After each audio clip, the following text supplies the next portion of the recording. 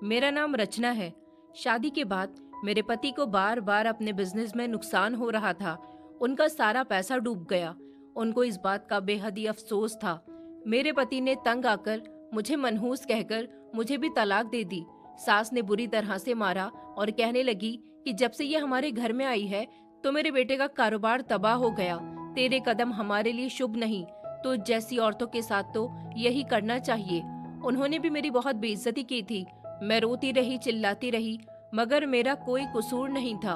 किसी ने मेरी परवाह नहीं की। मजबूरन मुझे अपनी ससुराल का घर छोड़कर आना पड़ गया था।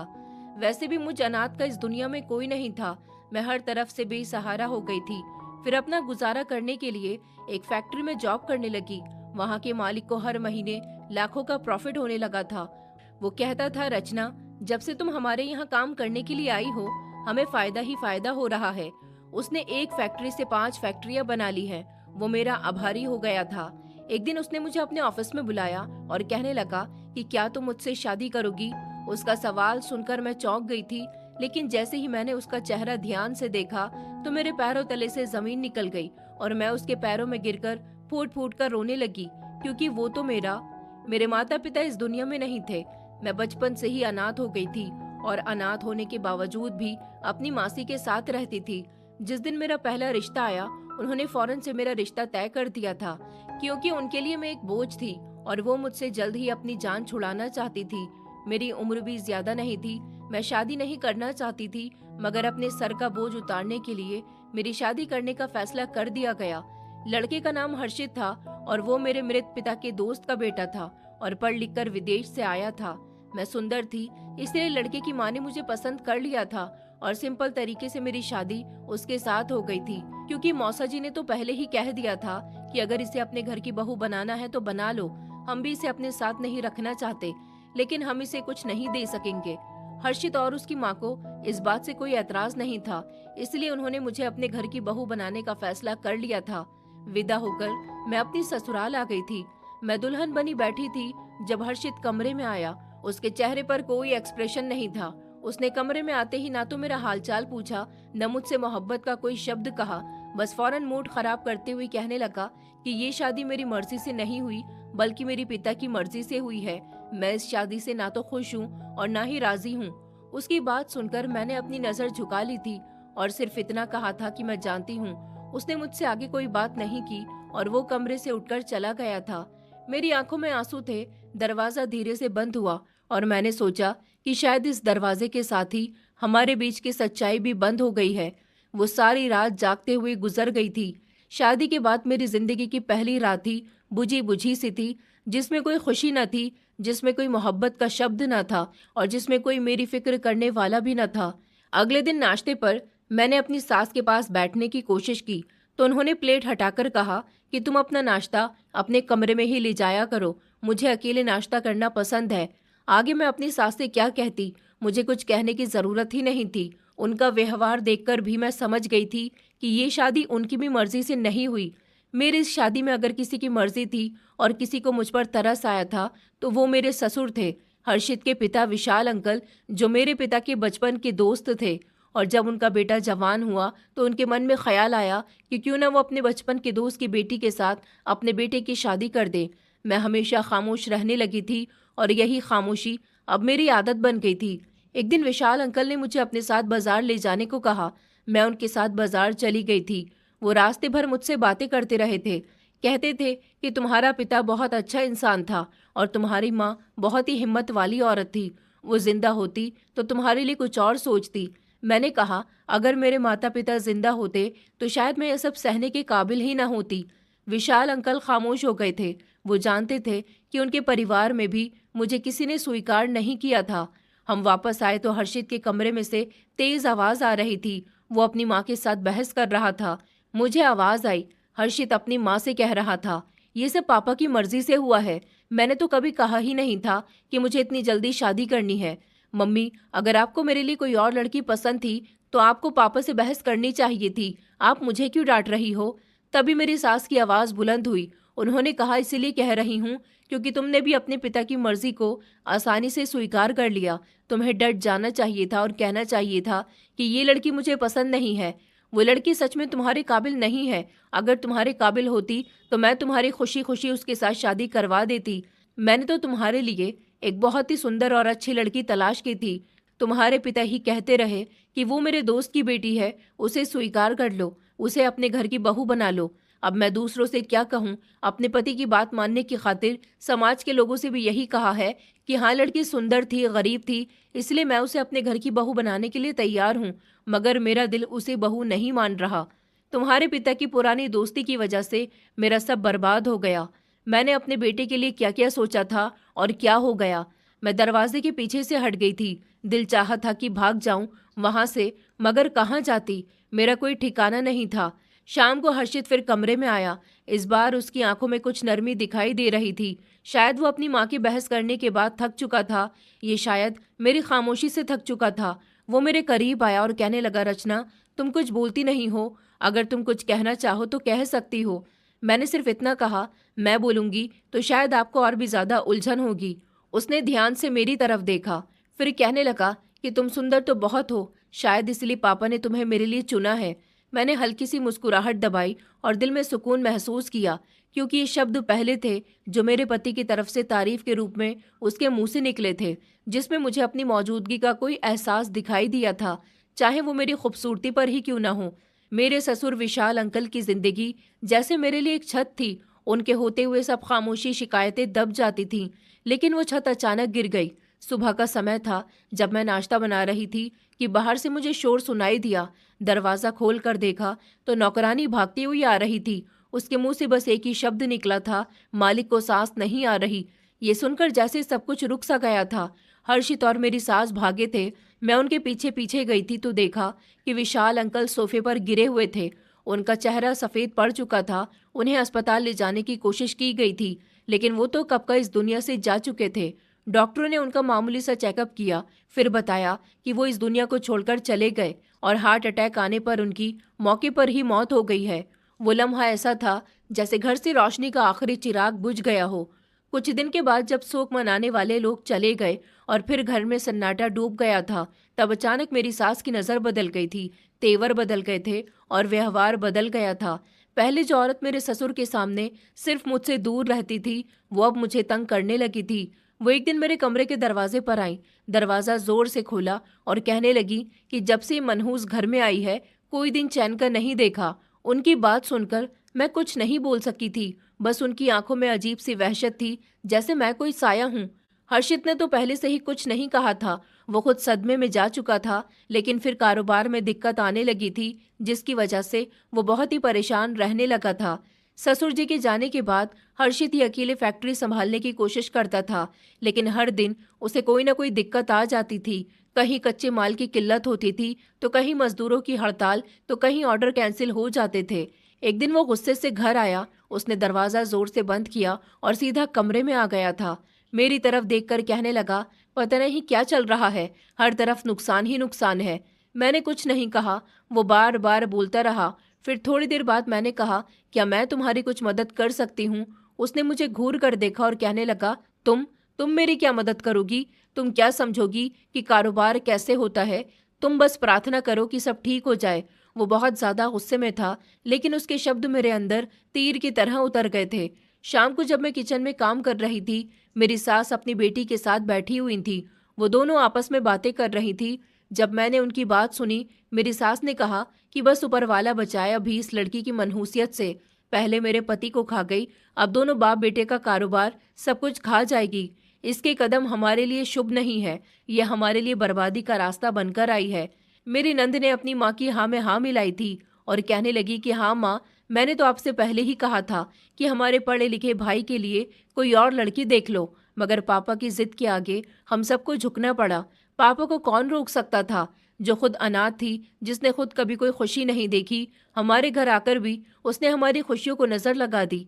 मेरी सास की आवाज़ थोड़ी और बुलंद हुई, कहने लगी कि ये तो जब से हमारी जिंदगी में आई है, हमारी जिंदगियां उजड़ गईं। पता नहीं अब क्या बाकी रह गया जिसे ये बर्बाद करेगी।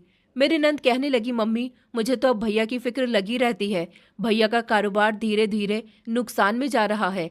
ऐसा ना हो कि कारोबार भी खत्म हो जाए और भैया। इतना कहकर वो खामोश हो गई। मेरी सास कहने लगी कि शुभ शुभ बोलो। मेरा पति तो इस दुनिया से चला गया, अब अगर बेटे को भी कुछ हो गया तो मैं किसके सहारे रहूंगी? मगर मैं इस लड़की को नहीं छोड़ूंगी। मैं दरवाजे पर खड़ी सब सुन रही थी, खुद पर कंट्रोल कर रही थी। मैं चुपचाप अपने आंसू साफ करके अपने कमरे में आ गई थी। हर्षित से कुछ कहने का फायदा नहीं था, क्योंकि उसके चेहरे पर भी अब शिकवे लिखे जा रहे थे। एक दिन हर्षित फैक्ट्री से घर लौटे तो उन्हें उनकी माँ ने रोक लिया और कहने लगी कि बेटा देखो, मैं तुम्हारी भलाई चाहती हूँ, इस लड़की से अलग हो जाओ, इसे निकाल दो हमारे घर से। ये लड़की तुम्हारे लिए अपने अशुभ कदम लेकर इस घर में आई है। घर की खुशियों के साथ साथ ये तुम्हें भी खा जाएगी। हर्षित ने गुस्से में हाथ झटका और कहने लगा, मम्मी प्लीज, पापा की बात सब कुछ मेरे सर पर है, मुझे काम करने दो। बस मैं रोज रोज की बातें सुनकर तंग आ गया हूँ। ये सुनकर मेरी सास खामोश हो गई थी, लेकिन उनके चेहरे पर एक ऐसी खामोशी थी जो तूफान से आने से पहले की होती है। कुछ दिन के बाद जब मैंने खाने के टेबल पर चावल रखे तो मेरी सास ने प्लेट उलट दी और कहने लगी कि ये चावल है, इसमें तो नमक का नाम ही नहीं है। कुछ सीखा भी है या नहीं तूने अपनी जिंदगी में, या बस अपनी सुंदरता पर ही घमंड करती रही है? मेरा पति भी वहीं बैठा हुआ था। उसने एक नज़र मुझे देखा लेकिन कुछ बोला नहीं था और पानी का गिलास उठाकर पीने लगा। घर का माहौल अब हर दिन और भी ज्यादा बोझल होता जा रहा था। हर्षित की आंखों में अब वो नरमी नहीं रह गई थी जो पहले कभी कभार नजर आ जाती थी। मेरी सास का अंदाज पहले ही मेरे साथ बहुत सख्त था, लेकिन अब जैसे हर समय मौका तलाश करती थी कि मुझ पर गुस्से में कुछ भी उठाकर फेंक सके, कभी शब्दों में कभी इल्जाम में। मैं बस अपने कमरे की दीवारों को देखती रहती थी, जिन्होंने मेरे सारे आंसू खामोशी से देखे थे। मेरा पति दिन भर फैक्ट्री में रहता था, लेकिन शाम को आकर भी कोई बात नहीं करता था। मैं खाना बनाकर तैयार रख देती थी तो वो खा लेता, मगर बिना कुछ कहे। कभी कभी कुछ बोल देता था, जैसे नमक तेज है या तेल थोड़ा ज्यादा है। एक शाम में किचन में थी कि हर्षित का मोबाइल टेबल पर पड़ा बजने लगा था। स्क्रीन पर एक अनजान नंबर था और साथ में एक लड़की का नाम भी आ रहा था, सुरभि। फोन बार बार बजता रहा। मैंने सोचा कि शायद कोई ज़रूरी बात हो, इसलिए मैंने हिचकिचाते हुए फ़ोन उठा लिया था और कहा कि हेलो। सामने से नाजुक सी आवाज़ आई, हर्षित तुम आ क्यों नहीं रहे हो? मैं कब से तुम्हारा वेट कर रही हूँ। ये सुनकर जैसे मैं पत्थर की हो गई थी। सिर्फ इतना कहा कि आप कौन? दूसरी तरफ खामोशी छा गई थी और फिर कॉल कट गई। मैंने फ़ोन नीचे रखा ही था कि हर्षित कमरे में आ गए थे। उन्होंने मेरे हाथ में अपना मोबाइल देखा, फिर चेहरा बदला और कहने लगे कि तुमने मेरा फ़ोन क्यों छेड़ा? मैंने कहा कि कॉल आ रही थी, मैंने बस रिसीव कर ली थी। उसने जोर से मेरा बाजू पकड़ा और कहने लगा कि तुम होती कौन हो मेरे फ़ोन पर बात करने वाली? मैंने कहा कि मैंने तो बस कॉल रिसीव की थी। उसने इतनी जोर से मुझे धक्का दिया था कि मैं पीछे जाकर दीवार से लग गई थी। अगले लम्हे उसका हाथ मेरे चेहरे पर पड़ा था। उसने चिल्लाकर कहा कि अपनी हद में रहो रचना, मैं तुम्हें बर्दाश्त कर रहा हूँ, लेकिन ये हरकतें बिल्कुल भी बर्दाश्त नहीं करूँगा। मैं वहीं पर बैठ गई थी और रोने लगी थी, चेहरे पर हाथ रखकर। आंखों से आंसू लगातार बह रहे थे, मगर अब किसी के लिए कुछ कहना बाकी नहीं रहा था। हर्षित बाहर निकल गए, दरवाजा जोर से बंद करके। अगली सुबह मेरी सास कमरे में आई, मेरे चेहरे की सूजन देखकर हंसने लगी और कहने लगी कि हाँ, आखिरकार हर्षित ने समझा तो सही कि तुम्हें कैसे काबू में करना है। मैंने कहा मम्मी जी, मैंने कुछ गलत नहीं किया था। उन्होंने कहा कि बस बस अब शिकायत मत करो, हमने तुम पर एहसान किया है, ये याद रखो। मैं खामोश हो गई थी। अब किसी सफाई का कोई फायदा नहीं था। उसी दिन जब मैं कपड़े धो रही थी, मेरी सास ने मेहमानों वाले कमरे में से मुझे आवाज़ लगाई और कहने लगी, रचना यहाँ आओ। मैं उनके पास चली गई तो वहाँ दो औरतें बैठी हुई थी, शायद वो उनकी रिश्तेदार थी। मेरी सास ने कहा कि ये है हमारी बहू रचना, शक्ल की अच्छी है, लेकिन बस नसीब का क्या करें, इसके घर में आते ही सब कुछ बर्बाद हो गया। एक औरत ने सर हिलाकर कहा कि इसका मतलब कि आपकी बहू के कदम आपके लिए शुभ नहीं है। जिस घड़ी में आई वही सब कुछ ले गई। मैं पलटकर वहां से आ गई थी। अब मेरे बारे में सबकी राय एक जैसी होती जा रही थी, खामोश, मनहूस और इल्जाम के काबिल। रात को हर्षित आए, मैंने दरवाज़ा खोला।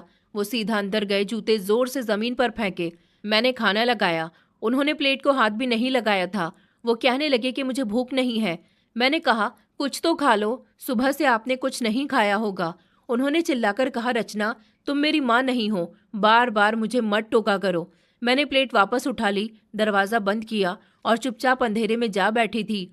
कुछ दिन के बाद हर्षित का दोस्त आया था एक फाइल देने के लिए। जाते हुए कहने लगा कि भाभी, हर्षित तो आजकल बहुत गुस्से में रहता है, रातों को भी बाहर रहता है, सब ठीक है ना?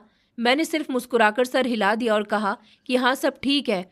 शायद वो समझ गया था कि कुछ भी ठीक नहीं है, मगर कुछ नहीं बोला।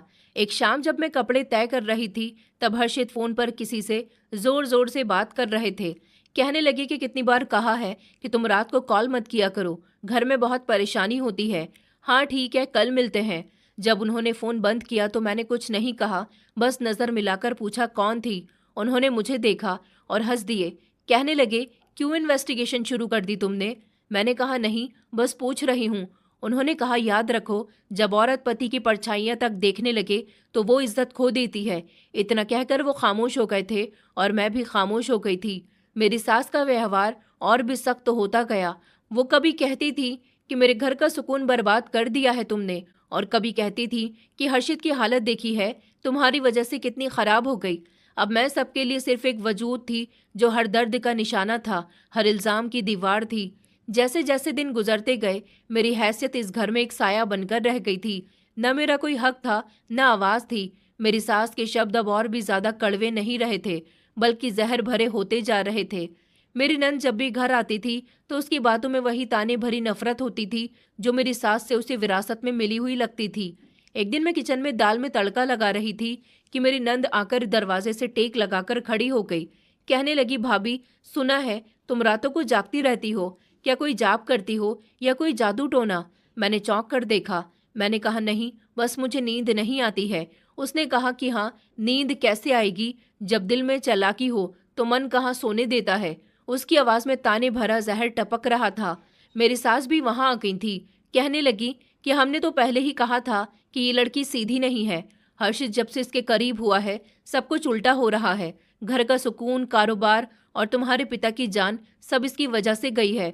मैंने नजर झुका ली। अब दिल में कोई भी रिएक्शन नहीं उभरता था, बस ये सब सुनकर खामोश हो जाना, यही मेरी आदत बन चुकी थी। उसी शाम हर्षित घर देर से आए थे। उनके चेहरे पर थकान के साथ झुंझलाहट भी थी। मैंने पानी दिया तो कहने लगे कि हर दिन एक नई मुसीबत। मजदूर हड़ताल पर चले गए हैं और ऊपर से कर्ज देने वाले फोन पर फोन कर रहे हैं। मैंने धीरे से कहा कि आप किसी से बात करो, किसी समझदार से एडवाइस ले लो। उसने घूर कर मुझे देखा और कहने लगा, तुम्हें कुछ पता नहीं, तुम्हारा काम है सिर्फ किचन संभालना, मुझे ज्यादा ज्ञान मत दो। अगले दिन मेरी सास ने गले में काला धागा डाल दिया। मैंने पूछा, मम्मी जी ये सब क्या है, सब ठीक तो है ना? उन्होंने अजीब नजरों से मुझे देखा और कहने लगी कि तेरे असर से बचने के लिए नजर का धागा है और तेरे काले साए से बचने के लिए भी। मेरी नंद हंसने लगी और कहने लगी कि मम्मी जी, इससे भी एक लोटा पानी देकर चुपके से घर से बाहर फेंक देना चाहिए, हो सकता है कि इसका जादू खत्म हो जाए। ये सुनकर तो मेरी सांस ही रुक गई थी। अब जादूगरनी कहना उनका रोज का रूटीन बन गया था। मुझे लगता था कि वो किसी दिन सच में मुझे किसी बाबा के पास ले जाएंगी।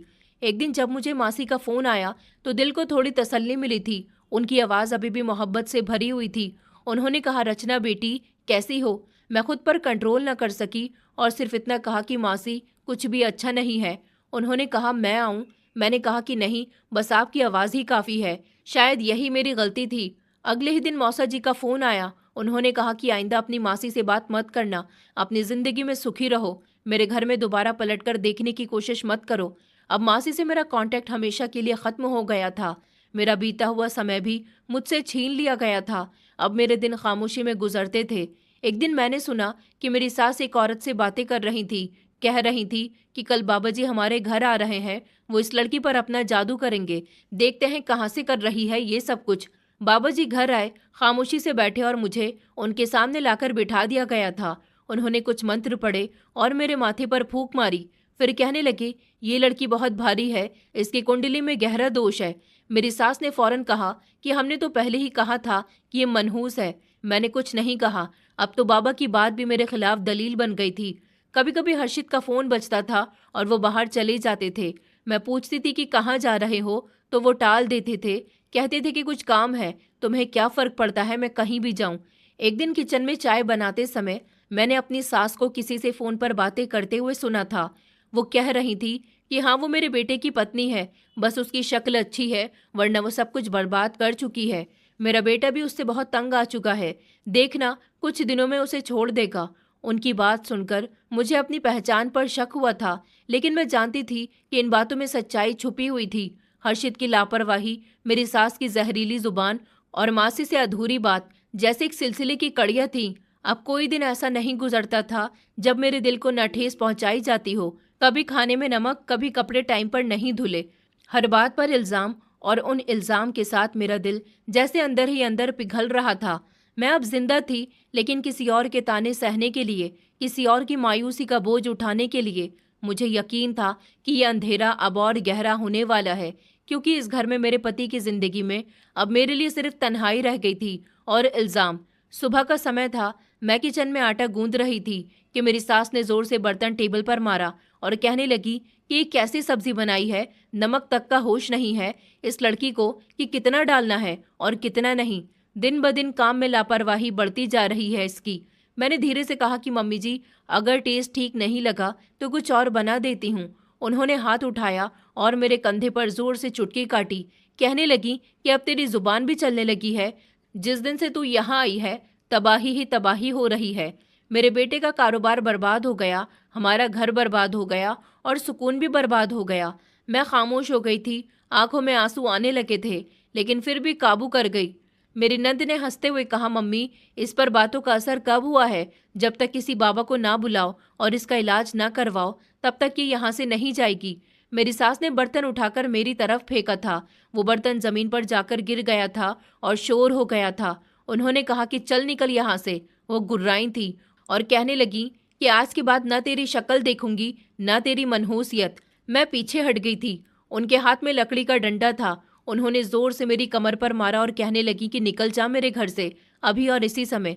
मैंने रोते हुए कहा, मम्मी जी, मैं कहाँ जाऊंगी, मेरा तो कोई भी नहीं है। मैंने हाथ जोड़ दिए थे। उन्होंने कहा कि नरक में चली जा, लेकिन मेरे दरवाजे के अंदर दोबारा कभी दिखाई मत देना। वो मेरा बाजू पकड़कर घसीटते हुए दरवाजे की तरफ ले गई थी।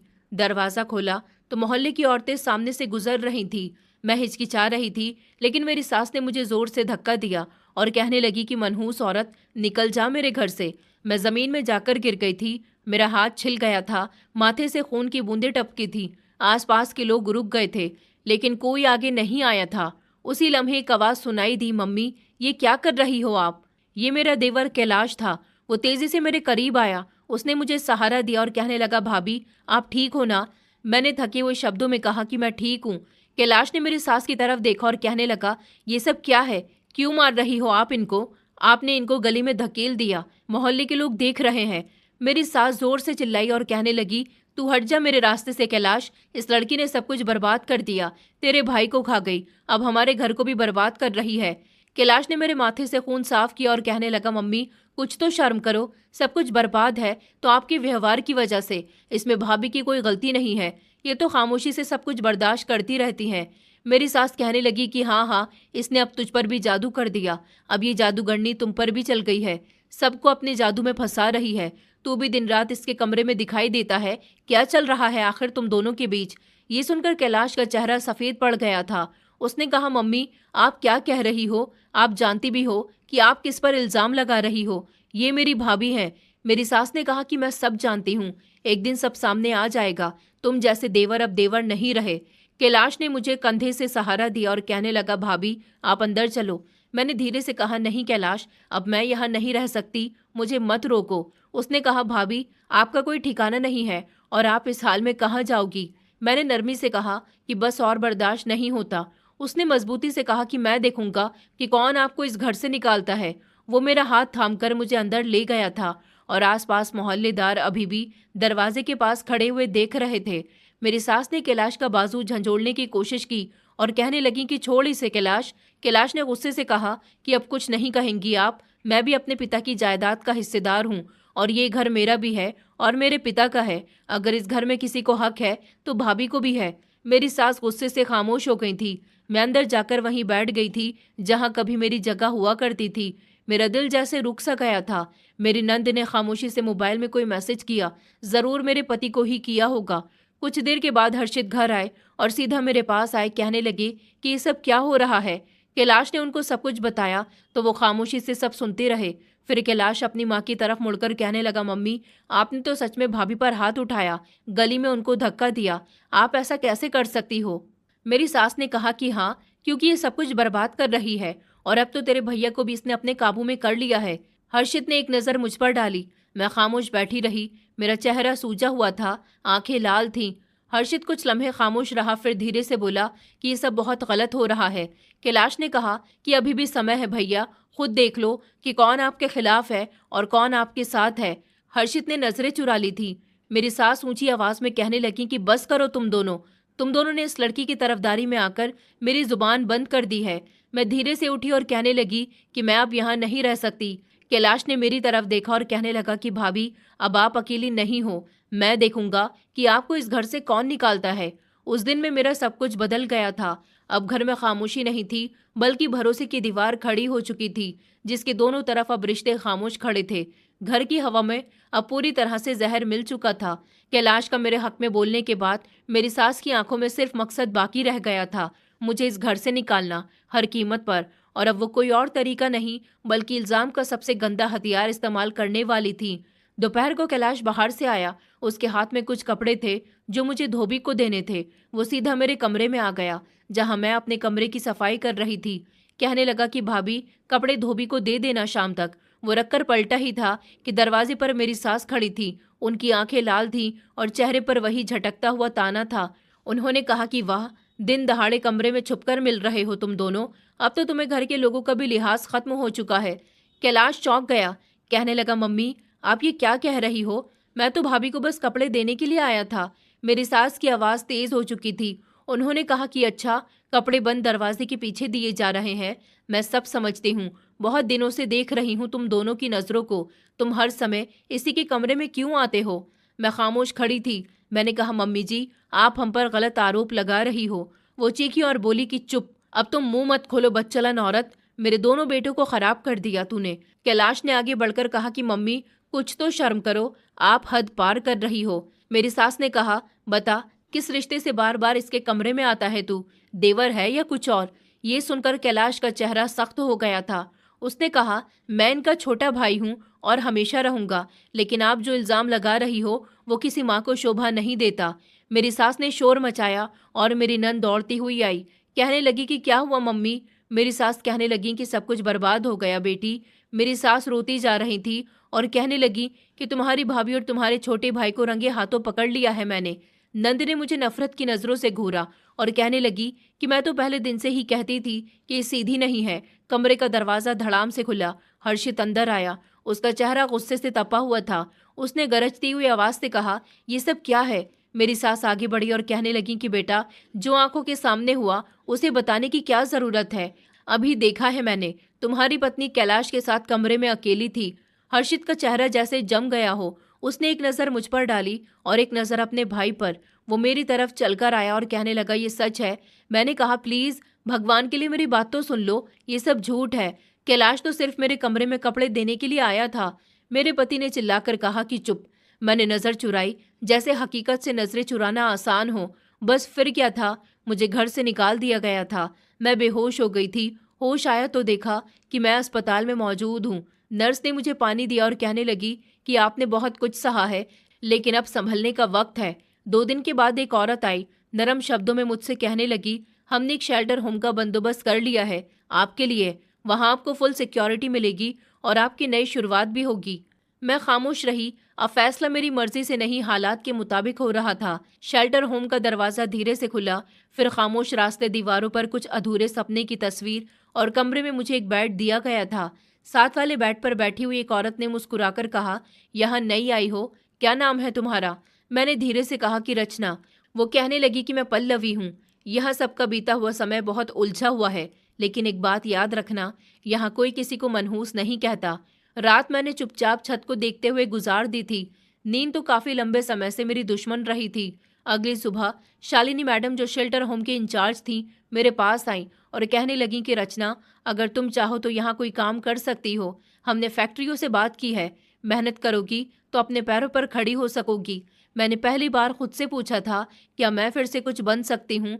जवाब में खामोशी मिली थी, लेकिन एक हल्की सी रजामंदी थी। 2 दिन के बाद मुझे एक तौलिए की फैक्ट्री में ले जाया गया। वहाँ आम से लोग थे, लेकिन माहौल बहुत मुनासिब लगा था।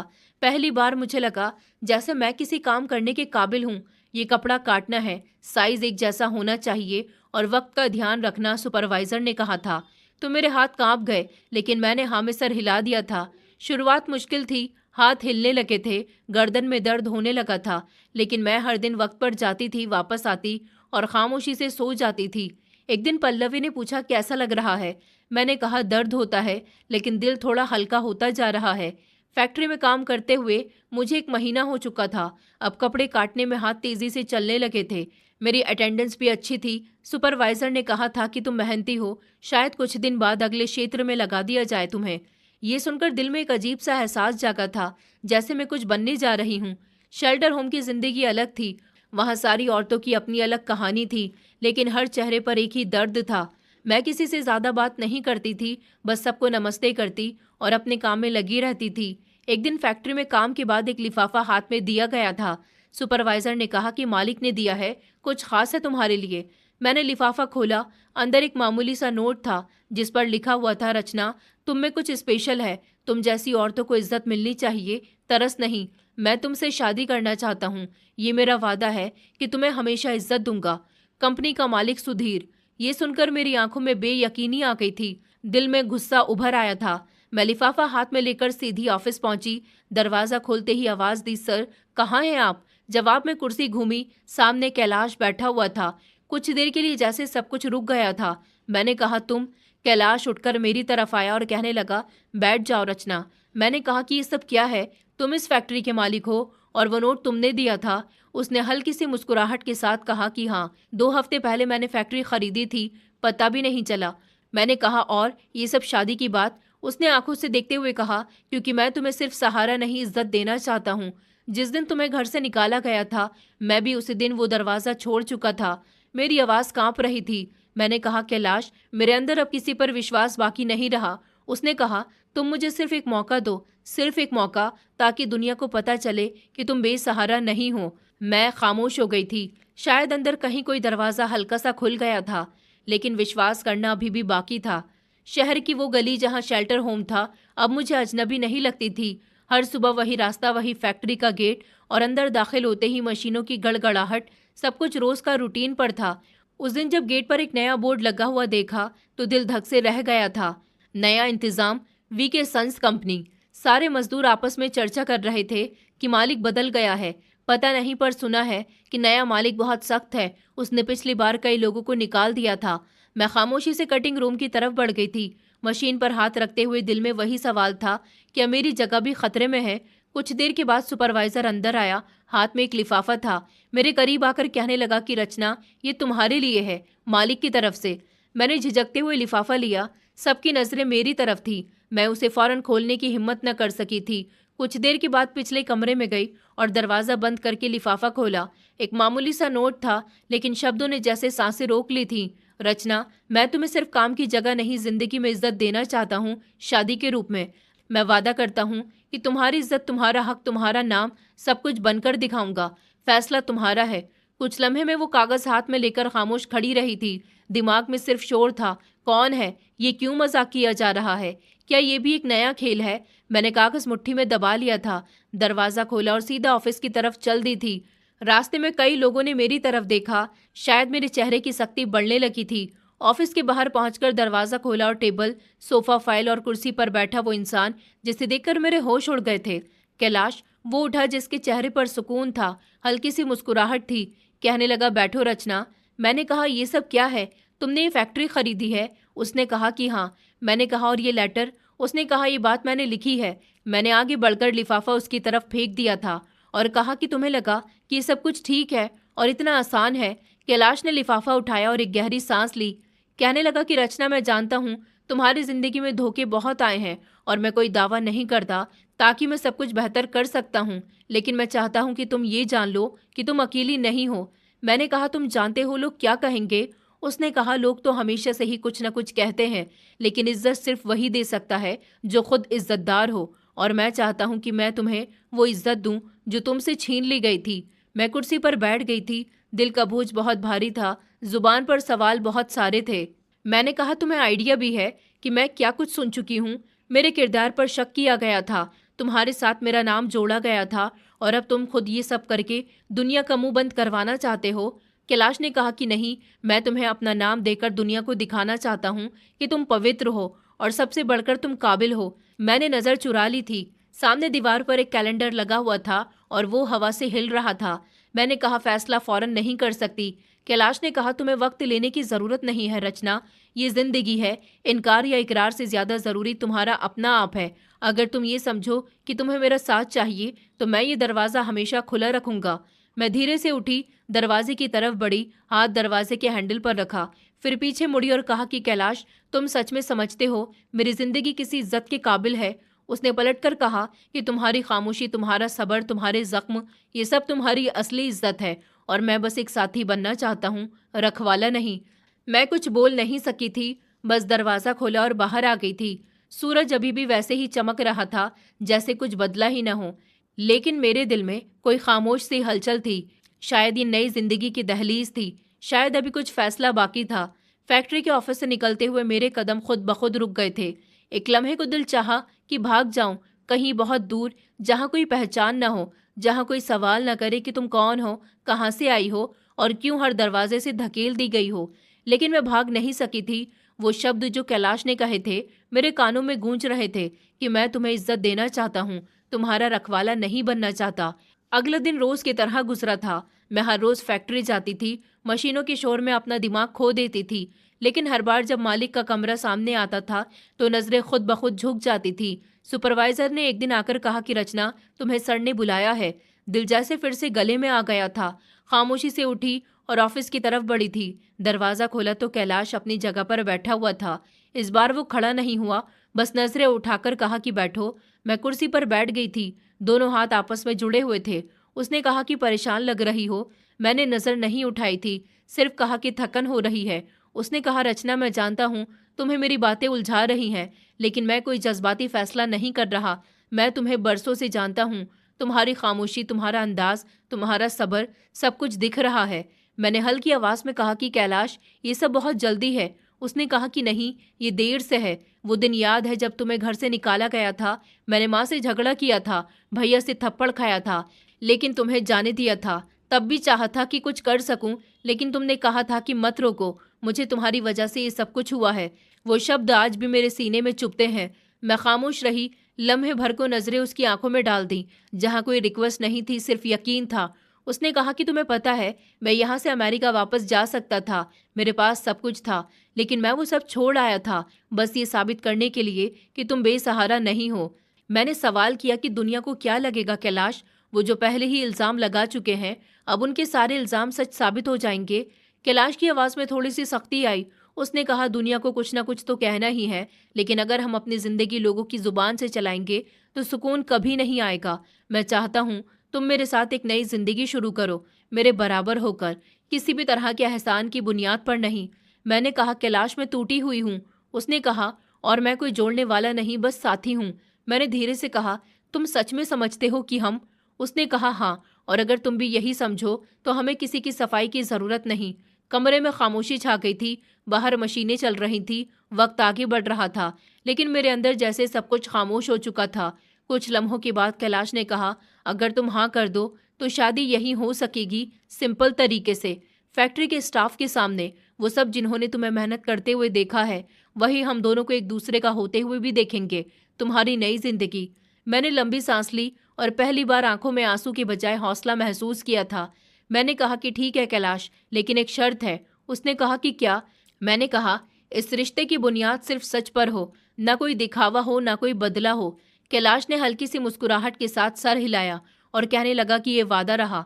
मैं उठकर खड़ी हो गई थी। दिल में अजीब सी नरमी उतर आई थी, जैसे बरसों के बाद अंदर की सख्ती टूट रही हो। दरवाजे से निकलते हुए मैंने आखिरी बार पलटकर कहा था कि कैलाश, तुम्हारी बातें हमेशा सुनकर शायद आज मुझे यकीन आ रहा है कि सब कुछ खत्म नहीं हुआ। उसने हल्की आवाज में कहा कि नहीं रचना, अब सब शुरू होने वाला है। ये वो लम्हा था जब पहली बार मैंने अपनी जिंदगी को अपने फैसले से आगे बढ़ते हुए देखा था, और शायद ये मेरा पहला कदम था किसी अपनी जिंदगी की तरफ। शादी सिंपल तरीके से फैक्ट्री के स्टाफ के सामने हुई थी। उसी दिन मैं कुछ बहुत ज्यादा उम्मीद से जगमगा रही थी। कैलाश ने शादी के बाद हाथ जोड़कर सारे वर्कर्स का शुक्रिया अदा किया। मैं खामोश बैठी थी। मेरे हाथों पर मेहंदी नहीं थी, न माथे पर टीका था। मेरे दिल में एक सुकून जरूर उतर आया था। शादी के अगले दिन फैक्ट्री के ऑफिस के बजाय कैलाश मुझे शहर से बाहर एक सिंपल मगर सुंदर से घर में लेकर आ गया था। गाड़ी रुकी तो सामने सफेद दीवारों पर नीली खिड़कियों वाला छोटा सा बंगला नजर आया था। उसने कहा कि ये घर कैसा लगा। मैंने हैरानी से दरवाजा देखा और कहा कि ये तुम्हारा है कैलाश। कैलाश ने कहा कि नहीं, ये तुम्हारा घर है, तुम्हारी नई जिंदगी की शुरुआत इसी जगह से होगी। मैंने ये घर स्पेशली तुम्हारे लिए बनवाया है। कोई महल तो नहीं है, मगर हर दीवार में सुकून रखा है। मैं घर में दाखिल हुई तो खाली कमरों में खुशबू थी, बैठने के लिए लकड़ियों की कुर्सियां थीं। मैंने कहा कि ये सब बहुत अच्छा है। कैलाश ने कहा, क्योंकि मैं जानता हूँ कि तुम्हें शोर नहीं, सुकून चाहिए। हम दोनों ने वो रात उसी घर में गुजार दी थी। छत पर बैठकर चाय पीकर पुरानी बातों पर हल्की सी मुस्कुराहट आ गई थी और खामोशी हमारी सबसे बड़ी बातचीत बनी थी। कुछ दिनों के बाद मैंने फैक्ट्री में जाना बंद कर दिया था। कैलाश कहता था कि तुम आराम करो, खुद को टाइम दो। मैंने पढ़ना शुरू कर दिया था, गार्डन में पौधे लगाने लगी थी, खिड़की के पर्दे खुद तैयार किए थे। वो घर संवरने लगा था और शायद मैं भी खुद दोबारा जुड़ने लगी थी। एक शाम हम दोनों छत पर बैठे थे कि कैलाश ने कहा कि रचना, तुम्हें अपनी कहानी लिखने के बारे में सोचना चाहिए। तुम्हारी कहानी, तुम्हारी जुबानी। मैं हंस पड़ी और कहने लगी, कौन पढ़ेगा मेरी कहानी? कैलाश ने कहा, तुम्हारे शब्द सच्चे हैं। सच को सुनने वाले हमेशा होते हैं, चाहे देर से मिले। अगले दिन मैंने कॉपी निकाली और पहले पन्ने पर लिखा, मेरा नाम रचना है। हर दिन मैं कुछ न कुछ लिखती रहती थी। कैलाश मेरी तारीफ करता था और कई बार चुपचाप सर हिलाकर कहता था कि ये शब्द बहुत वजनदार हैं। जिंदगी हमदर्द बन गई थी। जो घाव थे वो अब निशान बन चुके थे। एक शाम जब बारिश हो रही थी, मैं खिड़की के पास बैठी चाय पी रही थी। कैलाश ने आकर मेरे कंधे पर चादर डाल दी और कहने लगा कि ठंड लग जाएगी। मैंने कहा, बारिश की खुशबू में कुछ सुकून है। उसने कहा, सुकून तुम्हारे चेहरे पर है रचना। ऐसा लगता था जैसे जिंदगी हमें वो सब लौटा रही है जो हमसे छीना गया था। लेकिन सुकून हमेशा के लिए नहीं होता। उस दिन सुबह के समय दरवाजे पर दस्तक हुई। मैंने कैलाश को आवाज लगाई, कोई आया है। वो अखबार पढ़ रहा था। उठकर दरवाजे की तरफ गया। मैं किचन में थी। जब दरवाजा खोला तो कोई अजनबी खामोशी छा गई थी। मैंने जोर से पूछा कि कौन है। कैलाश की आवाज आई कि रचना, यहाँ आओ। मैं बाहर निकली। दरवाजे पर एक औरत खड़ी हुई थी। पैरों में चप्पल नहीं थी, हाथ में एक प्लास्टिक का थैला था और कहने लगी कि भगवान के नाम पर कुछ दे दो बेटा। मैंने जैसे ही उसके चेहरे की तरफ देखा तो जैसे कदम रुक गए थे, आंखें फट गई थी और जुबान पर जैसे खामोशी न रही हो। ये मेरी सास थी। कैलाश ने धीरे से कहा कि हाँ, ये वही है। मैं करीब गई। मेरे कदम डर गए थे। उसने मुझे देखकर पहचानने की कोशिश की, फिर थोड़ी देर में चौंक कर बोली, रचना तुम? मैं खामोश खड़ी रही थी। उसके चेहरे पर बिखरे हुए बाल थे, आंखों में भूख थी। उन्होंने कहा कि बेटी, मुझे माफ कर दो। मैंने तुम्हारे साथ बहुत बुरा किया। आज मेरे पास कुछ भी नहीं बचा और हर्षित जेल में है। जिस लड़की के साथ हर्षित का चक्कर चल रहा था वो उसे फ्रॉड करके फरार हो गई। कैलाश ने कुछ कहने की कोशिश की, लेकिन मैंने हाथ उठाकर उनको रोक दिया। उनकी आंखों में देखते हुए मैंने कहा कि आपको अंदर आने की इजाजत है, अगर दिल से माफी मांगे तो। उन्होंने कदम पीछे किया और कहने लगी कि मैं बहुत बड़ी गुनाहगार हूँ बेटी, मुझे कुछ नहीं चाहिए, बस माफी दे दो। कैलाश ने दरवाजा खोला और कहा कि मम्मी अंदर आइए। जो कुछ आपने खो दिया वो आपकी सजा थी, लेकिन रचना आपको माफ कर चुकी है। मैंने अपनी चादर उतारकर उनके ऊपर डाली और कहा कि ये ओढ़ लीजिए, ठंड लग जाएगी। उनकी आंखों से आंसू थम नहीं रहे थे और मैं जानती थी कि यही वो लम्हा था जब हमने उन जख्मों को बंद कर दिया था जो बरसों से चले आ रहे थे। दरवाजे के सामने आज वो औरत खड़ी थी जो कभी मेरी सास कहलाई जाती थी, जिसकी आवाज मेरे सपनों में गूंजती थी और जिसके शब्द मेरे अंदर बरसों तक कांटे बनकर चुभते रहे थे। अब वो औरत बिखरे हुए बालों और गंदे कपड़ों के साथ मेरे सामने हाथ फैलाकर खड़ी हुई थी। उन्होंने कहा, रचना पहचाना मुझे? मैं कुछ लम्हे के लिए खामोश रही। मैं वही औरत हूँ जिसने तुम्हारे साथ बहुत गलत किया। वो रोते रोते जमीन पर बैठ गई थी। उनकी आवाज में दर्द था, आंखों में पछतावा था। कैलाश ने मेरे कंधे पर हाथ रखा। उन्होंने कहा, बेटा अब कुछ नहीं बचा। हर्षित जेल में है। वो लड़की जिसके लिए मैंने तुम्हें निकाला था उसने हमें लूट लिया। दरअसल मुझे पता था कि हर्षित का किसी लड़की के साथ अफेयर है और मैं चाहती थी कि वो लड़की मेरी बहू बनकर इस घर में आ जाए और तुम्हें निकाल दिया जाए, मगर अब मुझे अपनी गलती पर बेहद पछतावा है। मेरे पीछे अब कोई भी नहीं है। जिस बेटी को हमेशा बेटी मानती थी उसके घर गई तो उसके पति ने भी घर से निकाल दिया। मैं कई दिनों से सड़क पर घूम रही हूँ। आज तुम्हारी गली का पता मिला तो हिम्मत की। मेरे सामने वो औरत बैठी हुई थी जो कभी मेरे लिए इज्जत छीनने वाली थी, आज खुद इज्जत मांगने के लिए आई थी। मैंने खामोशी से कहा कि आपको याद है जब आपने मुझे दरवाजे से धक्का दिया था, तब बारिश हो रही थी। वो खामोश रही, शायद उन्हें याद था। मैंने कहा, आपने कहा था कि मैं मनहूस हूँ, मैं सब कुछ खा गई हूँ। आज क्या बचा है आपके पास? कुछ भी नहीं। उन्होंने कहा, रचना, बस दिल में एक बोझ है। मैंने तुम पर बहुत अत्याचार किया, कैलाश को भी बुरा भला कहा और तुम पर जो इल्ज़ाम लगाया उसकी माफ़ी मुझे दे दो। कैलाश ने कहा कि मम्मी, हम आपसे बदला नहीं लेंगे, लेकिन आपके लिए हमारे दिल में जगह है। मेरी सास मेरे कदमों में गिर गई थी और कहने लगी कि भगवान तुम दोनों को हमेशा खुश रखे। मैं कुछ नहीं मांगती, सिर्फ सर छुपाने की जगह चाहिए। कैलाश ने उनका हाथ थाम लिया था और कहा, आज हम आपको पनाह देने वाले लोग हैं जिन्हें आपने अपने घर से बेदखल किया था। याद रखो मम्मी, इज्जत वही देते हैं जिनके दिल में नफरत की जगह खाली हो। हमने उन्हें सहारा देकर अंदर बिठाया था, मैंने उनको पानी दिया। कैलाश ने गर्म कपड़े निकाले। रात को कैलाश लॉन में मेरे साथ बैठे तो कहने लगे कि मम्मी, वक्त की मारी है रचना, जिन्होंने तुम्हें तोड़ दिया था आज वो खुद बिखर चुकी हैं। मेरे पहले पति ने मुझे जब घर से निकाला था तभी मुझे तलाक दे दी थी और अब वो जेल में रहकर अपने कर्मों की सजा भुगत रहा है। उसे अकल आ गई है, वो अकल से ज्यादा शर्मिंदगी की सजा काट रहा है। हर्षित का घमंड, उनकी बेवफाई, सब उन पर लौट आया है। 2 दिन के बाद मेरी सास को बुखार हो गया। मैंने दवाई दी, उनकी सेवा की। वो बार बार यही कहती थी कि तुम मनहूस नहीं थी रचना, हम खुद बदकिस्मत थे जो तुम्हें समझ न सके।